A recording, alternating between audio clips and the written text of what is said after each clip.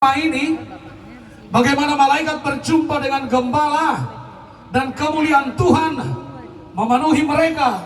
Yang pertama sekali dikatakan jangan takut, dan yang kedua malaikat berkata kepada kaum gembala, kamu akan menjumpai seorang bayi dibungkus di lampin.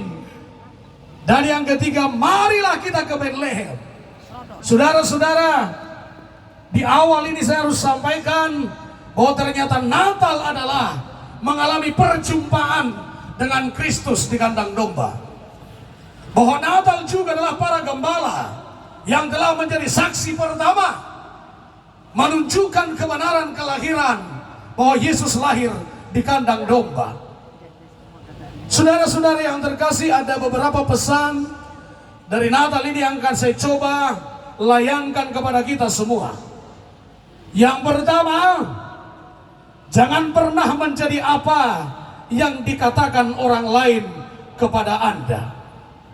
Saudara-saudara, menjadi gembala itu sebenarnya status yang sangat tidak diinginkan di zaman itu. Status gembala bahkan tak punya status sosial pada saat itu. Bahkan dulunya orang-orang melarang anak perempuannya bergaul dengan gembala. Dengan alasan satu, gembala itu pasti bau. Bau apa? Bau domba, atau mungkin bau binatang. Dengan alasan apa? Para gembala ini sebenarnya hampir dikatakan tidak punya masa depan. Karena ternyata gembala-gembala zaman dulu bukan hanya sekedar menggembalakan domba-domba yang menjadi miliknya, tetapi dia adalah juga bahagian dari gembala upahan atas domba-domba orang lain. Tetapi yang luar biasa Bapak Ibu Saudara, para gembala ini telah mendahului kita semua untuk mengalami perjumpaan dengan Kristus yang lahir di kandang domba. Sebab apa? Sebab gembala ini telah menjadi saksi pertama bertemu, mengalami perjumpaan langsung dengan Yesus di kandang domba itu. Saudara-saudara yang terkasih, kenapa saya katakan jangan pernah menjadi apa yang dikatakan oleh orang lain? Jika dulunya bangsa itu mengatakan bahwa gembala adalah salah satu status sosial yang tak punya harga diri, tapi ternyata gembala adalah saksi kebenaran daripada kelahiran itu. Saudara-saudara, ini sangat benar sekali. Apakah Yesus anti jabatan? Tidak. Apakah Yesus anti kekuasaan? Tidak. Apakah Yesus anti pemerintahan? Tidak. Tapi bagi saya, untuk mengalami perjumpaan dengan Kristus di masa Natal adalah, biarlah jabatan saudara makin hebat, biarlah kekayaan saudara makin melimpah, tetapi hatimu dan hidupmu tetap menjadi gembala. Bapak Ibu Saudara, terkadang manusia berubah dengan apa yang sedang dia miliki. Maka kadang akhlak seseorang berubah ketika kehidupannya sangat mendasar, kehidupannya semakin meningkat. Bahkan ketika hidup manusia berada di level paling atas, maka berubah pula lah segala identitasnya. Saudara-saudara yang terkasih, jika dikatakan para gembala ini adalah orang rendahan, tapi dia tidak mau terhenti di situ. Dia tidak perlu menjadi apa yang dikatakan oleh orang lain. Dia tidak perlu berhenti menjadi gembala ketika orang lain katakan apa kepada kita. Saudara-saudara, Natal demi Natal kita lalui, tahun demi tahun kita sudah lalui. Tetapi pertanyaan saya adalah, di manakah kita kemarin pernah berhenti sehingga Natalku tidak berjalan dengan baik?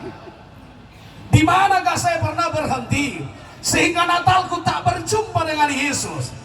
Di mana dan karena apa saya berhenti? Kenapa saya tidak menemui Yesus di kandang domba itu? Bapak Ibu, percayalah, fasilitas yang kita miliki tak akan menolong Anda bertemu dengan Kristus. Gembala saja yang dikatakan miskin, gembala saja yang tidak punya apa-apa, mereka mengalami perjumpaan itu. Maka saudaraku, saya harus bilang, jangan terlalu percaya dengan fasilitas Anda mempercepat Anda bertemu dengan Yesus atau tidak. Saya tidak yakin itu. Manusia hanya perlu membawa hatinya, membawa hidupnya, membawa rohnya, membawa tubuhnya. Ketika ingin cepat melakukan perjumpaan dengan Yesus di masa Natal itu. Jika fasilitas yang membuat kita, ya atau tidak, yakinlah saudara tidak akan pernah berangkat ke Bethlehem. Saudara dan saya tidak akan pernah menjadi gembala untuk berangkat ke Bethlehem. Sebab apa? Kita akan katakan berangkat ke Natal itu. Pertama, saya tidak punya peran apa-apa di sana. Maka itu bisa membatalkan kehadiran kita di Natal. Yang kedua, orang lain katakan apa? Saya tidak akan pergi ke Natal. Kenapa? Saya tidak punya itu baju baru. Saya tidak punya sepatu baru. Tidak ada apa-apa yang saya miliki. Maka itu pun menghalangi dia untuk berjumpa dengan Yesus. Saudara-saudara, sekali lagi, jangan percaya dengan fasilitas yang Anda miliki itu bisa mempercepat perjumpaan Anda dengan Kristus. Bahkan mungkin Bapak Ibu Saudara, bahkan mungkin fasilitas kita terkadang itulah yang menghalangi perjumpaan kita dengan Tuhan. Nah, itu yang pertama Bapak Ibu Saudara, jangan pernah menjadi apa yang dikatakan oleh orang lain kepada Anda. Tetap menjadi dirimu sendiri.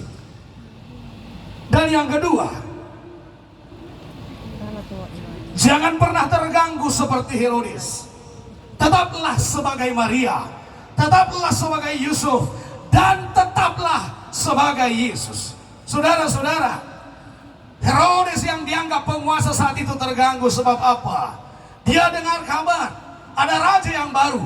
Dia dengar kabar bahwa dia menerjemahkan kehadiran Kristus akan merebut kekuasaan dia, akan merebut jabatan dia, akan merebut segala sesuatu. Maka dia katakan apa? Saya ingin ikut menyembah dia. Tetapi sautunya dalam hatinya, bukan dia mau ikut menyembah, tapi yang dikerjakan apa? Dia akan membunuh anak itu. Saudara-saudara, yang kedua ini, jangan pernah merasa terganggu bahkan dengan orang yang pernah lebih hebat dari kita. Ini persoalan di Natal ini membuat Herodes tak mengalami perjumpaan dengan Kristus. Dan memang kita kadang seperti itu. Terlalu banyak kita terganggu oleh orang yang di sebelah kiri dan kanan kita. Saya tidak tahu apakah di Batam itu masih ada. Secara khusus, mungkin ini saya bilang untuk kaum ibu. Ibu, Inang. Saya masih percaya seluruh ibu-ibu di Batam akan menyembah Tuhan dengan segala kerendahan hati ketika melihat perempuan lain lebih cantik dari dia. Amin. Amin. Mudah-mudahan. Tapi kalau sebaliknya itu bagaimana? Di masa Natal mama-mama itu sering foto. Saya tadi dari belakang panggung ke depan panggung, barisan prosesi, duduk, saya sudah difotoin mama-mama.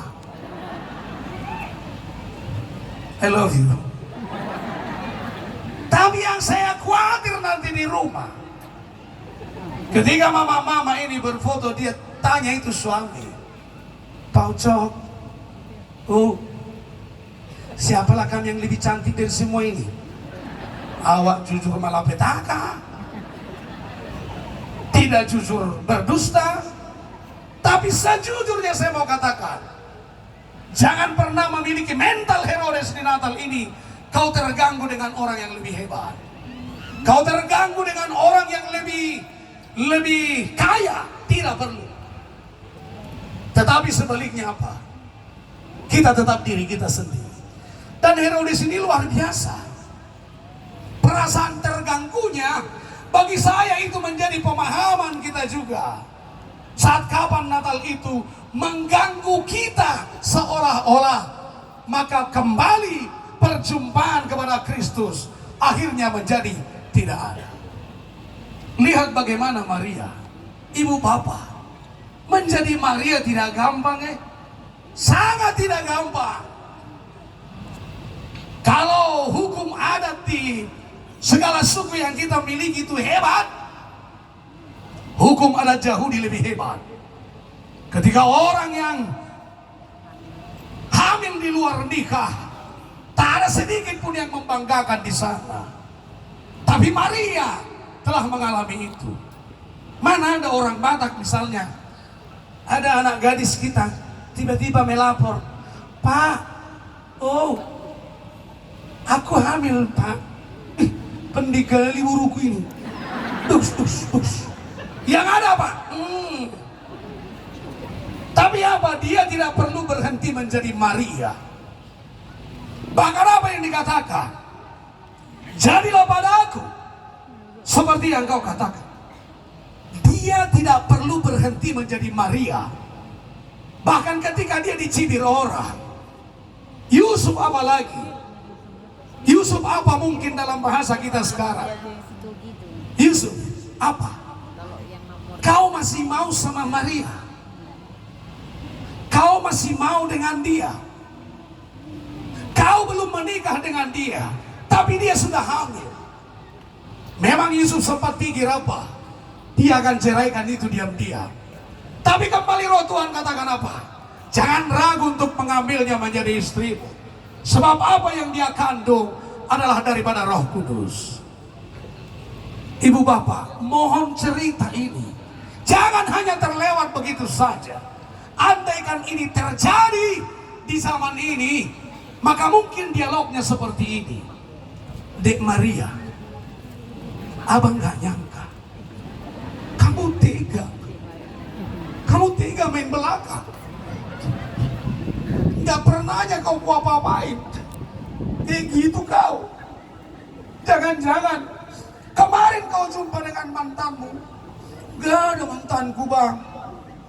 Si putar-putar itu, mana si putar? Enggak, bang.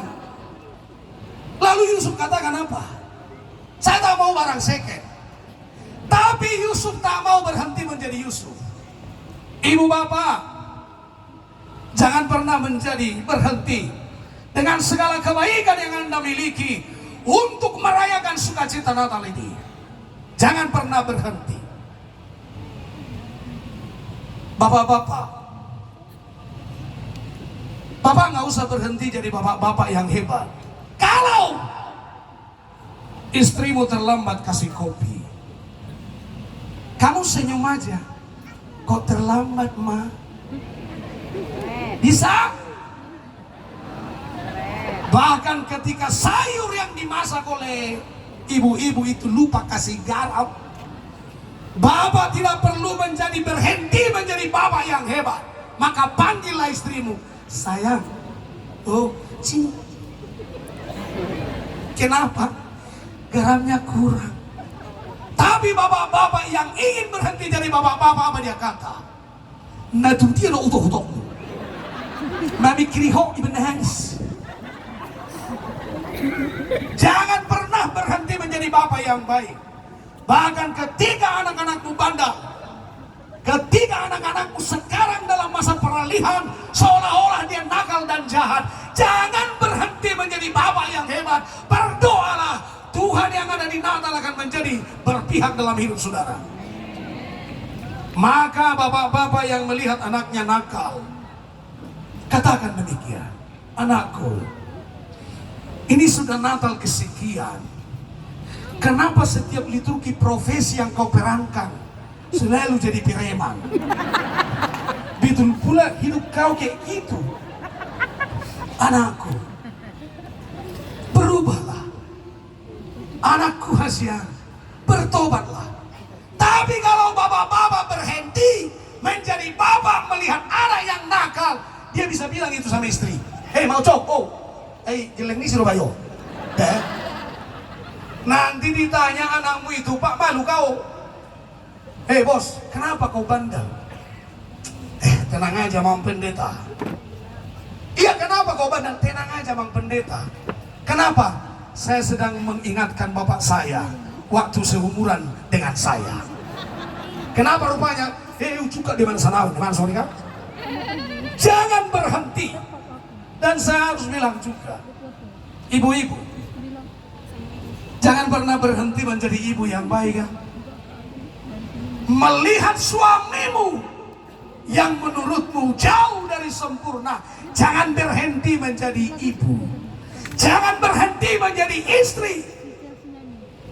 Bahkan ketika suamimu itu sekarang sakit, bahkan ketika suamimu itu sekarang jatuh miskin, bahkan ketika suamimu itu sekarang sedang sakit stroke, jangan pernah berpikir lain, tapi katakan, Tuhan, aku tidak mau berhenti menjadi istri yang baik untuk mengurus suamiku si jogal tau. Maka ketika suamimu pulang terlambat, ibu, jangan berhenti jadi ibu yang baik. Itu pintu cepat buka. Masuk, Pak. Masuk. Nanti kau masuk angin. Lama-lama banyak kali yang masuk. Harus bisa. Kami juga yakin sebagai laki-laki, kami tidak pernah menjadi manusia yang sempurna, tapi Tuhan mau kami juga diperbaiki melalui kaum ibu. Maka jangan berhenti. Apapun itu, bahkan suamimu di PHK, jangan berhenti, tetap berdoa. Jangan sampai ada mama-mama itu suami di PHK, tak punya kerjaan. Apa dikatakan oleh istri? Hola kome matamu. Jeho tu dia, tu lautan na bawit kemana. Jangan berhenti, Bu. Bahkan ketika orang lain mengejek suamimu, kau jangan berhenti menjadi ibu. Jangan berhenti. Kalau orang lain katakan apa? Nang, amat tami, sinagai, picangjo, you harus bilang, kawan jangan capek. Andai suamiku 10 kali jahat dari situ, cintaku takkan boleh terganggu. Inna rohani amat puji Tuhan. Dan itu penting sekali. Dan saudara-saudara, jangan pernah berhenti menjadi anak Tuhan. Dengan segala perjalanan hidup saudara, yang bahkan dia harus naik dan turun, jangan pernah berhenti. Bapak Ibu Saudara, dan yang ketiga, ambil keputusan untuk bertemu dengan Kristus di masa Natal. Marilah sekarang, bukan besok. Marilah sekarang, bukan nanti. Marilah sekarang, bukan tunggu tua. Marilah sekarang, bukan tunggu kaya.